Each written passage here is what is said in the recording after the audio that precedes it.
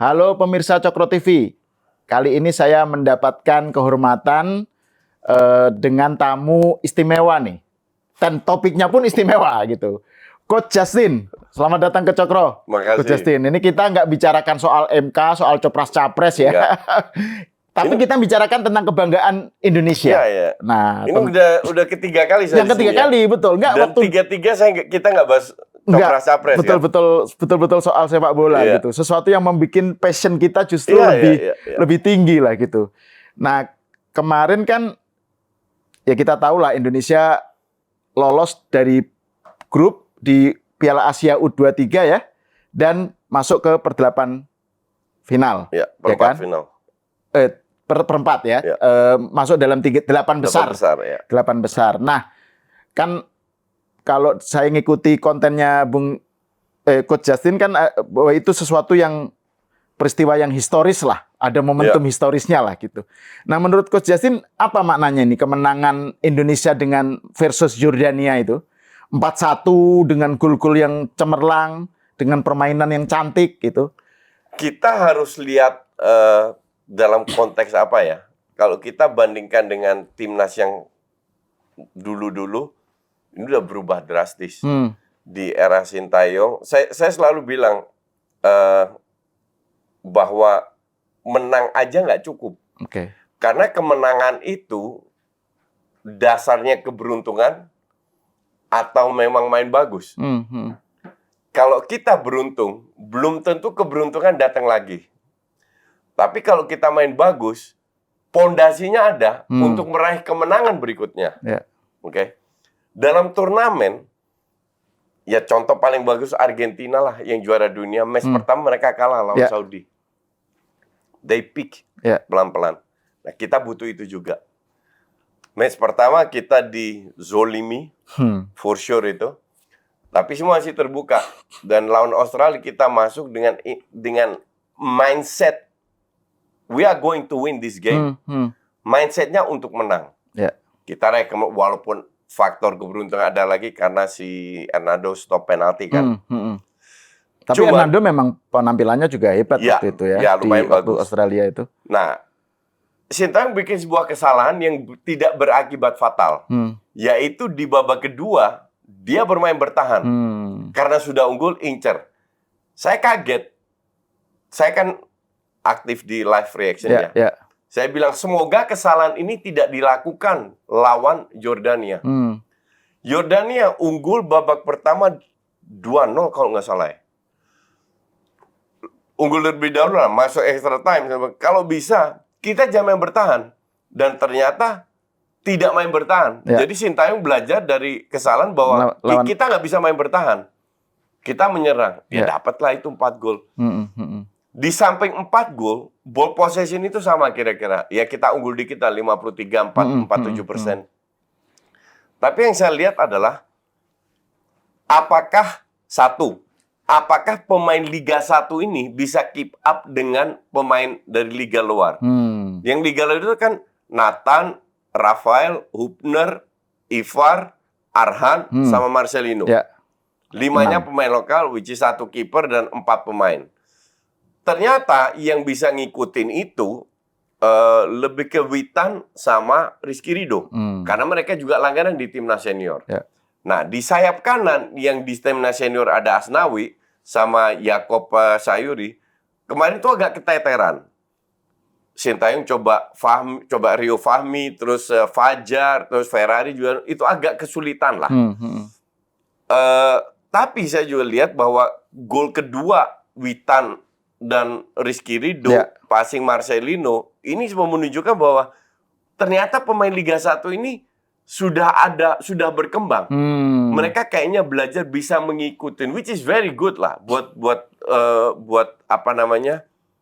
buat pemain Liga 1. Kita juga semua tahu, saya tahu bahwa masih ada suara-suara yang bikin buat apa kita bikin liga kalau kita ambil diaspora bla bla kayak gitu. Justru kalau saya menjadi pemain profesional, saya akan menganggap ini sebuah motivasi. Dan ini dilakukan oleh pemain Liga 1. Mereka mengikuti, bekerja keras. Bekerja sangat keras, etos kerjanya luar biasa. mindsetnya luar biasa. We go, kita hajar terus selama kita bisa cetak gol. Artinya kita nge-pick dari match pertama, kedua, ketiga. Padahal sebelum melawan Australia, saya dari netizen sering, apakah kita bisa menang lawan Australia, bule-bule semua?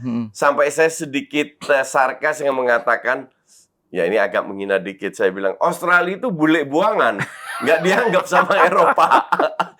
Maksud saya sebenarnya bukan untuk menghina Australia, tapi untuk memotivasi pemain kita jangan rendah hati, kita bisa ngelawan. Habis itu lawan Jordan, kita nggak pernah menang lawan Timur Tengah. Hey, come on. Bukan berarti kita nggak bisa sekarang menang, karena kan ini era berbeda. Dan akhirnya kita menang, dan sekarang para fans Indonesia itu optimis. Dan satu hal yang orang harus tahu yang sangat penting adalah olahraga itu, tujuan olahraga itu adalah menyatukan segala perbedaan antara ras, agama, suku. Kita semua bangsa Indonesia. Kalau ikutin saya punya hater, saya punya fans. Nama fans saya itu Domba, hater saya namanya Kardus. Jadi disinilah dimana Kardus dan Domba bersatu untuk mendukung tim nasional. Ini saya rasa dengan kita sudah selesai copras-capres dengan banyak sentimen negatif, saling mencaci, dan sekarang semua itu bersatu. Ya, atmosfernya kerasa kok di medsos ya. Atmosfer persatuan untuk kebanggaan lah ya. Kebanggaan dengan kemenangan melawan Yordania kemarin itu luar biasa. Karena kita adalah negara yang memiliki budaya sepak bola yang kuat. Dan selama ini juga nggak perform lah. Tiba-tiba ada seorang pelatih dari Korea datang, potong generasi, minta ini itu, nggak bisa bahasa Inggris, nggak bisa bahasa Indonesia. Kok this guy perform? Dan saya kan selalu bilang, sepak bola itu terlalu indah kalau hanya dinilai dari menang kalah. Kita harus enjoy the game. Itulah kenapa saya sampai detik ini tidak nonton Liga 1. Karena untuk saya kurang enjoyable.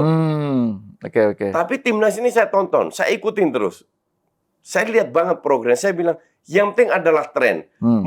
Mengikuti tren ini, it goes ups, down, down. Nah, jangan menilai hanya dari 1-2%. Kita lihat progres. Dan sekarang, after 4 years, dipotong COVID, 1,5 tahun, 2 tahun. Ya, ini waktu yang sangat pendek. Ini waktu yang sangat pendek di mana dia bisa menyulap. Di mana potong generasi itu membuahkan hasil, walaupun didukung dengan pemain-pemain diaspora, tetap kita bisa memberi perlawanan yang luar biasa. Pemain diaspora kita itu bukan dari klub-klub besar loh. Kalau kita lihat timnas Jepang, timnas Korea, itu pemain-pemain di klub besar semua di Eropa, di Bundesliga, di Ligue 1, di IPL.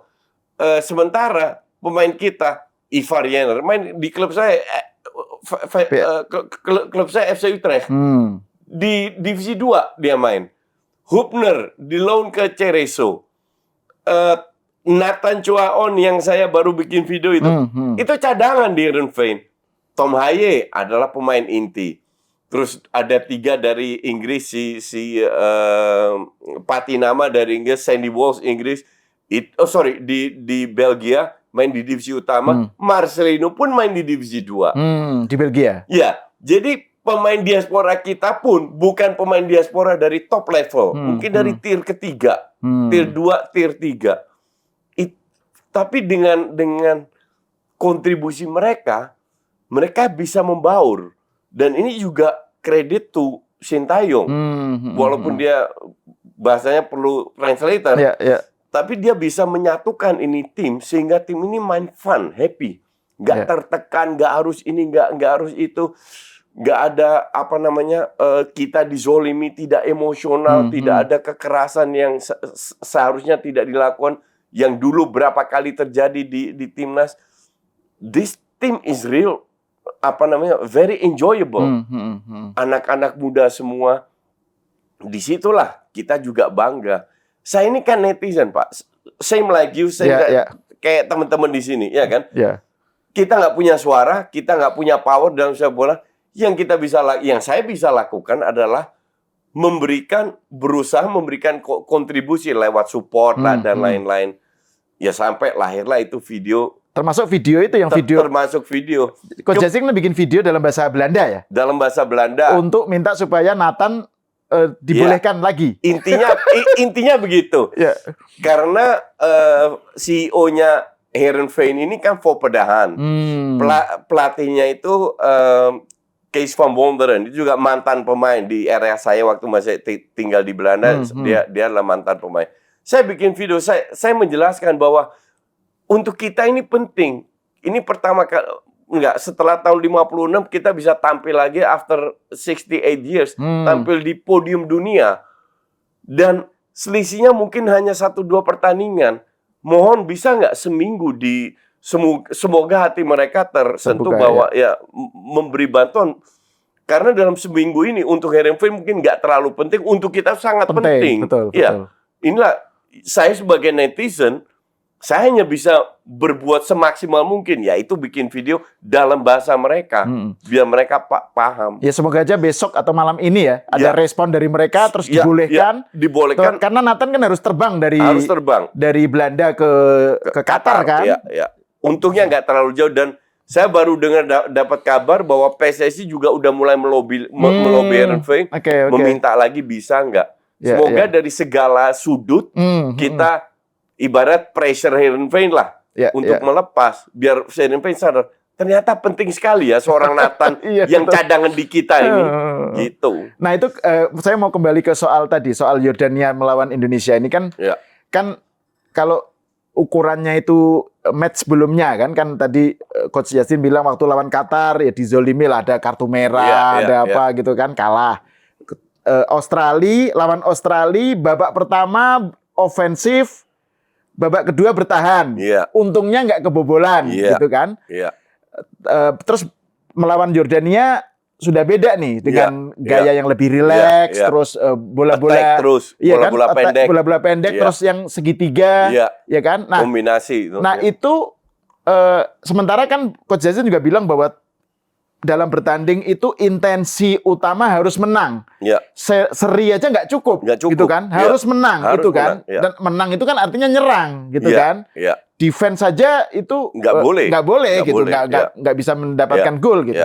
Nah, menurut Coach Justin ini yang melawan Jordania kemarin itu apakah sudah menjadi model yang akan dipakai? Itu sebelumnya di tim nasional sudah. Kita 2 kali menang Vietnam. Pertama ini kan Sintayong ini masih meraba-raba. Dengan pemain diaspora ini kan masih tergolong baru lah. Tiba-tiba Itses masuk, Tom Haye masuk, segala. Mereka harus adaptasi. Jadi dia itu sering merubah kayak kualifikasi 2 match pertama, kualifikasi Piala Dunia. Dia main dengan 3-5-2. Nggak jalan. Karena terlalu bertahan, gap antara pemain tengah ke depan terlalu jauh. 2 match, 1 kalah, 1 seri lawan Filipina. Saya bilang, nggak bisa main kayak begini. Saya bilang, either lu main 4-3-3 atau whatever line up-nya. Yang penting, pemain depannya harus dapat support. Lahirlah itu 3-4-3. Jadi bukan dengan 2 penyerang, tapi dengan 3 penyerang. Dan ternyata berhasil. Maka dari itu sistem 3-4-3 dilanjutkan di 2 kali lawan Vietnam sama U23 ini. Jadi pemain juga lebih nyaman, jarak antar pemain tidak terlalu jauh, dan lebih banyak space lah kasarnya. Aliran bola juga lebih lancar. Lebih lancar. Gitu. Jadi Indonesia jadi model atau taktik yang diterapkan di lawan Yordania itu memang sebenarnya style yang memang sudah dimainkan di senior. Oke. Jadi nggak ada yang baru. Nggak ada yang baru ya. Pemain-pemainnya aja yang baru. Nah, ini kan kita lawan yang nanti kan Korea Selatan nih. Nah, ini kan kemarin sebelum ada antara Jepang dengan Korsel bertanding, kan Sintayong kan ditanya tuh, dia lebih, saya nggak tahu ya apa ininya ya, lebih kan, mungkin melawan Jepang dia lebih prefer melawan Jepang gitu. Nah, menurut Coach Justin gimana ini dengan ternyata bahwa Korsel yang menang kan? Enggak, dia nggak ngaruh. Untuk saya mau ketemu Jepang, mau Korsel, mau ketemu Saudi, mau apa, nggak ngaruh. Kalau Anda punya target menjadi 3 besar masuk Olimpiade, you have to face semua opponent. apalagi U23 kita membuktikan kok nggak pernah menang lawan Australia, nggak pernah lawan Timur Tengah, kita bisa menangkan kok. Karena gapnya tidak terlalu jauh dari sisi quality, dari sisi fisik dibanding senior. Jadi mau ketemu siapa aja nggak ada masalah. Dan Sintayong sangat profesional, cukup profesional untuk tahu bahwa gue orang Korea, tapi nanti lu akan jadi lawan gue. Setelah pertandingan baru kita berteman lagi. Dan itu lazim dalam dunia sepak bola ya, betul-betul. Bukan sepak bola aja, semua olahraga begitu. Jadi dia tidak akan terus kemudian mengalami dilema apakah nasionalisme atau profesionalisme enggak ya. Enggak lah. Nah, kalau menurut Coach Justin kira-kira prediksinya gimana nih soal game plan ya antara Indonesia melawan Korsel nanti nih? Apakah mempertahankan yang Jordania itu melawan Jordania atau mempertahankan game plan lawan Jordania, tetap berani menyerang, dan saya bilang ini 50-50 game. Definitely kita punya peluang. Tapi kembali lagi ke mindset pemain, dan saya yakin dengan rentetan 3 pertandingan dengan progres yang kita lakukan, pemain juga pede. Mau ketemu siapapun. Moodnya lagi bagus ya. Ini kan beda kalau orang melakukan sesuatu dalam kerjaan lah, Anda pasti punya banyak pengalaman dengan stafnya. Staf yang merasa memiliki atau staf yang kerja hanya dengan untuk gaji bulanan. Kan kelihatan sekali. Dan saya lihat dari pemain Liga 1, pemain diaspora, mereka itu benar-benar datang untuk menang. Mereka masuk lapangan, mereka pengen menang. Nah, ini sangat berbeda. Walaupun di atas kertas mungkin kalah kualitas. Oke? But that's okay. Mungkin fisik kita kalah. That's okay. Kita punya senjata. Apa senjatanya? Ya jangan adu body. Adu body kita kalah. Caranya gimana? Ya bikin kombinasi 3-4 orang itu. Yang sudah berkali-kali kita lakukan. Itulah cara kita untuk mempenetrasi kotak penalti, untuk meng-create peluang. Dan sekarang tergantung finishingnya. Jadi kembali lagi tetap butuh keberuntungan. Seperti dalam kehidupan, dalam berbisnis, kita butuh keberuntungan, ya kan? Nah, dalam sepak bola pun juga sedikit beruntung, sentuhannya bagus, touch-nya bagus, ya kita bisa cetak gol. Kayak gol kedua Rizky Ridho sama Witan kan, bola bisa pas gitu, sekali sentuh bisa persis di pojok. Bahkan gol ketiga yang si Marcelino itu juga kan sentuhan. Sentuhan sangat tipis. Pelan. Iya, betul. Dan itu kan juga butuh sepersekian detik, kalau kipernya lebih keluar lebih sepersekian detik lebih cepat, itu bola nggak dapat. Dan itu tell something tentang kualitas pemain kita ya. Artinya memang ini mutunya memang kita punya kualitas dan kita punya mindset untuk menang. Mentalnya itu masuk lapangan, we are going to beat you. I don't care lu siapa. Lu mau Australia, lu mau Timur Tengah, lu mau Timur Selatan, Timur Barat, I don't care. Pokoknya kita masuk, we are going to beat you. Mau Korea, mau Jepang, we don't care. Tujuan kita masuk Olimpiade. Kalau seandainya ya, kita berandai-andai aja loh, Nathan masuk, itu kan mood booster banget. Betul. Ya. Itu mood booster banget. Karena pemain sekarang mindset, aduh nggak ada Nathan. Mungkin Justin digeser ke depan. Siapa yang gantinya? Apakah Arhan atau siapa? Sintayong yang tahu. Tapi kan secara nggak langsung, was-wasnya ada. Ya kan? Cuman kalau mendadak, out of nowhere, Nathan datang, itu kan tiba-tiba, mood booster banget kan? Ya, dan ini pasti kan Sintayong juga sudah mempersiapkan tanpa Nathan atau andaikan ada keajaiban Nathan dibolehkan gitu ya. Nah, kalau misalnya Coach Justin kan pasti sudah ngamati ya Korsel kayak apa ya, kekuatannya dan apanya. Saya nggak nonton. Enggak, tapi misalnya nanti dalam pertandingan yang hari Jumat dini hari itu kira-kira menurut Coach Justin gimana? Ininya? Ya 50-50 match. Dan saya tidak... Kita dalam posisi underdog atau enggak? Kalau kemarin kan kesannya... Enggak. Underdog berdasarkan sejarah. Karena Korea sudah termasuk tim dunia. Selalu ikut Piala Dunia dan lain. Tapi ini kan Korea tim utama, mayoritas pemainnya main di Eropa semua. Di tim besar. Jepang tim utama, mayoritasnya main di tim besar semua. Di Eropa. Kan kita bicara U23. Berapa pemain Korea yang main di tim Eropa? Justru mungkin kita lebih banyak. Oke. Jadi nggak ngaruh. Sama sekali nggak ngaruh. Karena U23 masih kelompok umur tuh memang masih beda lah dengan senior. Beda, ya. iya. Gitu. Dan apa namanya? Sintayong pasti juga punya gambaran ya pasti tentang justru sebuah plus point yang mereka tidak miliki. Sintayong tahu Korea main kayak apa.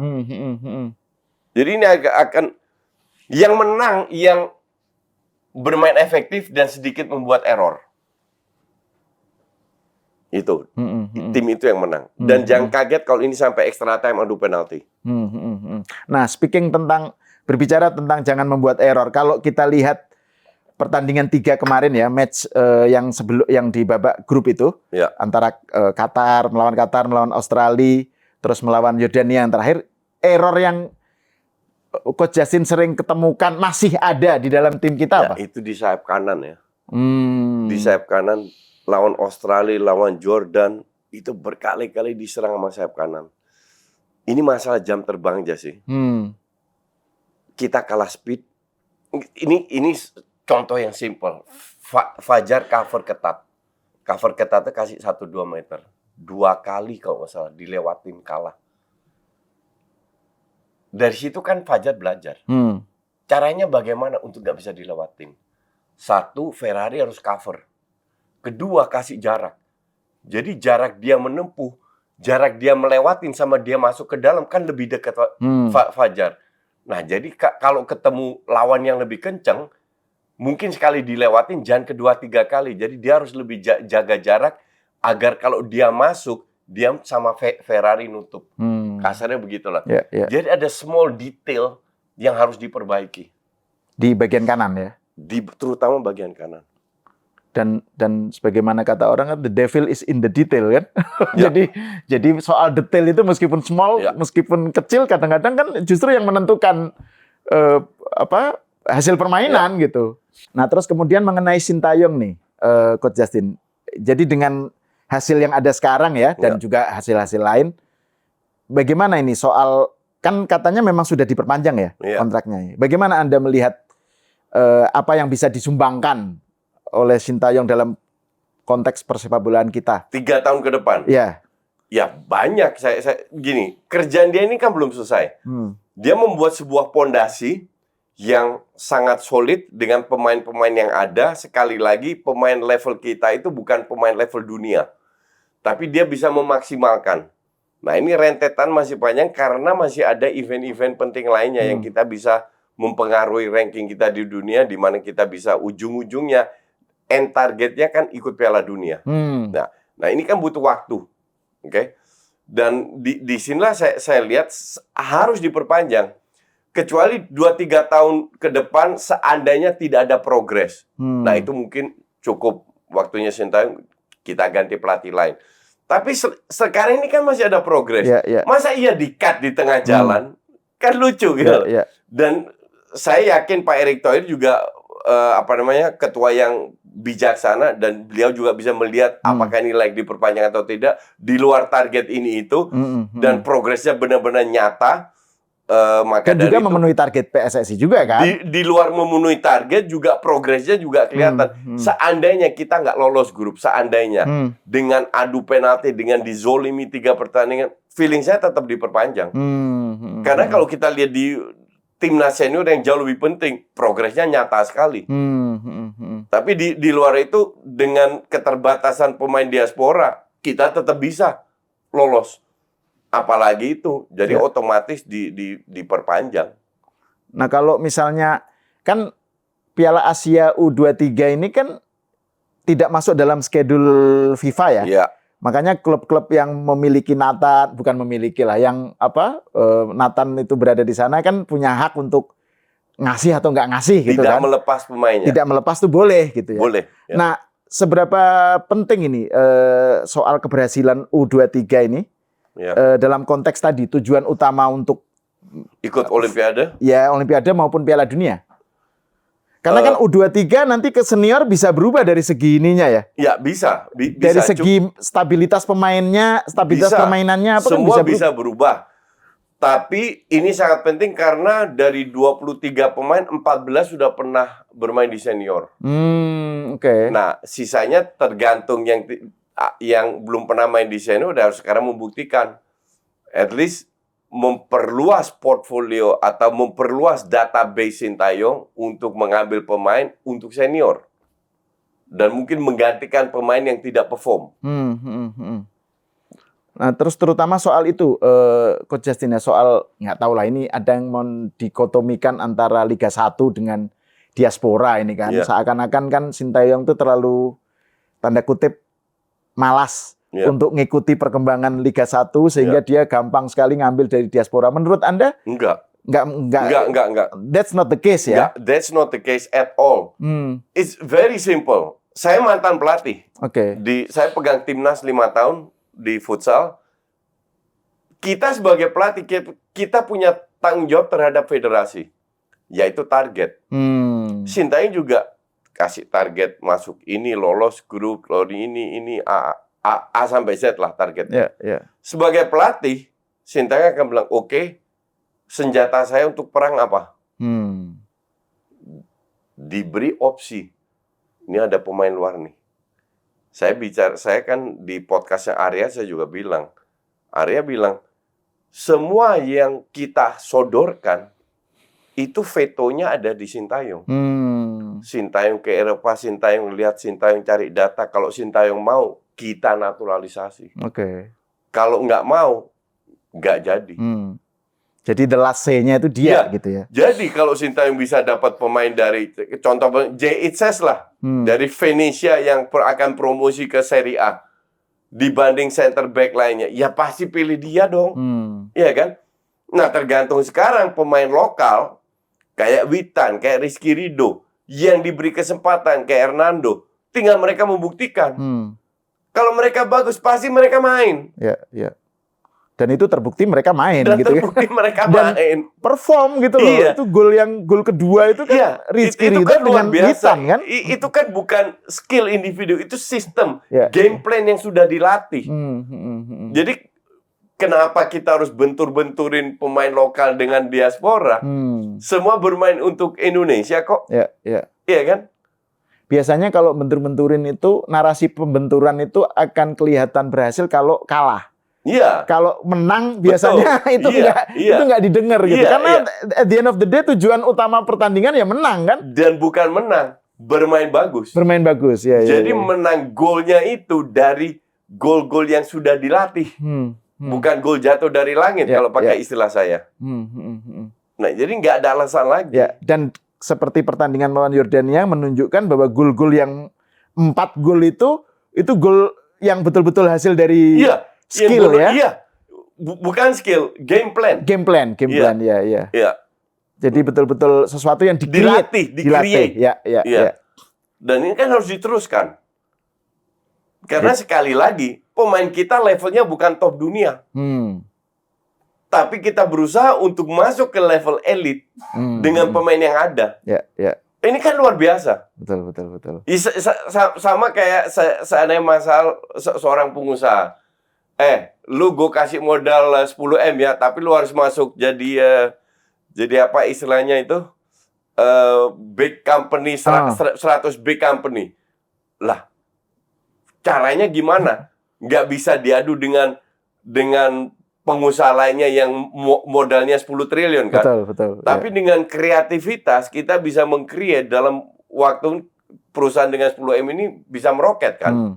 Nah, ini yang dilakukan Sintayong. Dengan pemain biasa aja kita bisa ke depannya, semoga kita bisa beradu atau bersaing dengan tim-tim yang langganan ikut Piala Dunia atau langganan masuk 4 besar di Asia. Memang masih jauh, tapi ini kan proses, ini kan bottom up policy. Dan itu dilakukan oleh Sintayong di tengah tadi yang kita bicarakan sebelum taping ya, ada masalah, bukan masalah lah, soal bahasa itu loh. Kan di dalam tim ada kendala kan. Dia berbahasa Korea. Terus pemainnya ada yang kan tidak semua adalah bahasa Inggris kan. Jadi di timnas ada 4 bahasa. Apa aja itu berarti? Korea, Belanda, Inggris sama Indonesia. Dan ini sebenarnya nggak efisien, tapi oke lah. Biasanya kan klub-klub luar itu banyak pemain dari luar ya. Bahasanya cuma bahasa di negara klub tersebut sama bahasa Inggris kan. Tapi Sintayong kan nggak bisa bahasa Inggris. Dan semoga dengan diperpanjangnya kontrak, beliau mau belajar bahasa Indonesia. Itu penting itu. Karena bahasa Indonesia bukan bahasa yang susah untuk dipelajari. Ya semoga itu jadi insentif dia lah untuk. Iya. Tapi kalaupun toh enggak, yang penting kan at the end of the day yang penting kan hasil akhir. Oke, terima kasih Coach Justin atas obrolannya. Pemirsa, sampai di sini dulu. Kita berjumpa lagi dalam obrolan tentang bola di kesempatan lain dengan Coach Justin.